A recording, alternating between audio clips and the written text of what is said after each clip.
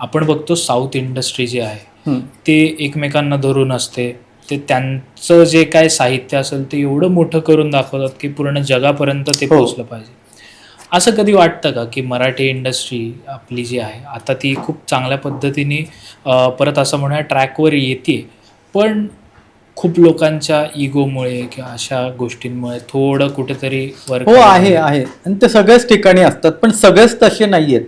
आणि काय ना आत्ता जे आलेले आहेत ना, मी कोणाला दोष देत नाहीयेत, त्यांचं एक तर वाचनच नाहीये. तू 4 साहित्यिकांची नावं विचार. पु ल देशपांडे मी एकाला विचारतो म्हणाला हा ते कॉमेडियन आहेत ते ना, अशी इतकी म्हणजे मानसिक दिवाळखोरी त्यांची अशी आहे.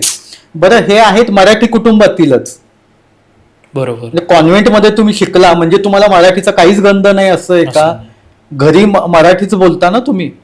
पण ते बरेचदा असं दाखवतात की आम्हाला बापरे म्हणजे काय आम्ही इंग्लिशच सगळं.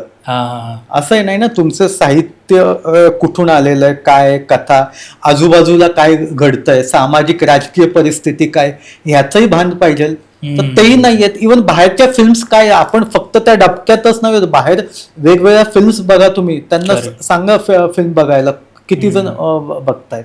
तू सांग मराठीतल्या क्लासिक फिल्म्स किती बघितल्यात सांग, कोणाला आहेत का? ज्या सिनेमाने गल्ला केल्या अशांचीच नावं त्यांना माहिती.